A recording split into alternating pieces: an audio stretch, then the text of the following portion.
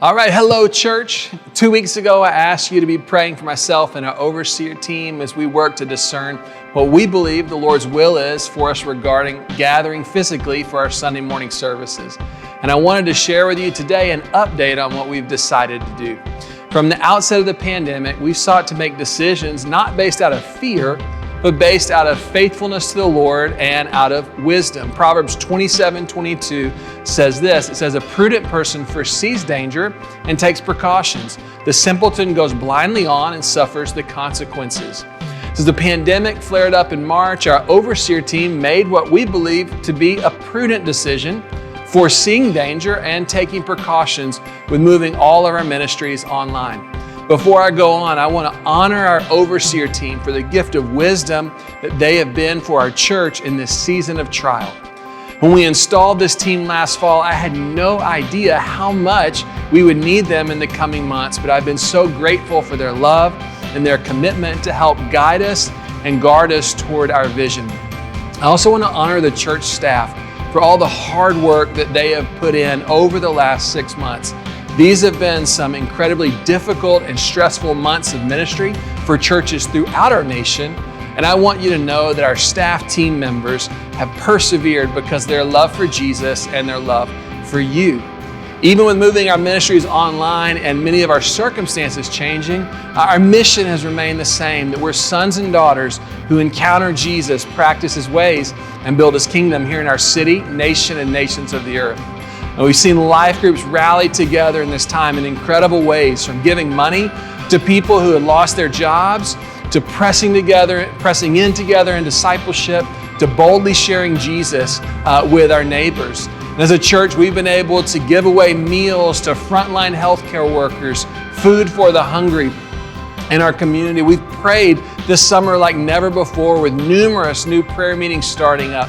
Our online worship services have helped us spread the message of Jesus into new homes, both in our city and nation and also around the world. And I've heard from so many of you who've had family, friends, and coworkers who wouldn't normally come to church, but whom you've invited to watch the services, and they've been impacted for Christ right there in their living room.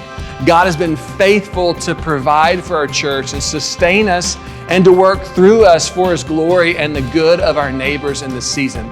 At the end of June, we surveyed the congregation to access the collective wisdom of our church as we sought to see what next steps were for us.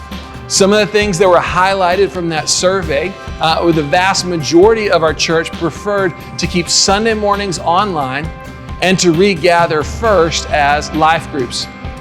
It was also clear that there was a strong desire to wait to regather as a church body until the COVID cases in the Metroplex had taken a sharp decline. This feedback was so helpful in guiding us through the summer months. At the beginning of August, we met physically for the first time in months as a church body for a time of worship and prayer on our parking lot. It was so meaningful to see so many of you, not through a Zoom screen or a text message or on social media, but in person. We also gathered together that month to serve students and teachers who were heading back to school.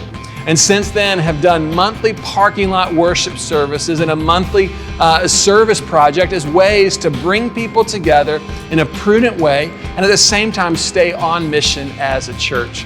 At the beginning of September, Dallas moved from a red COVID threat level to an orange, and based on our survey and the decline in the COVID levels in the Metroplex, I and our overseer team have made the decision for our church to begin to regather in person weekly for our Sunday morning worship services.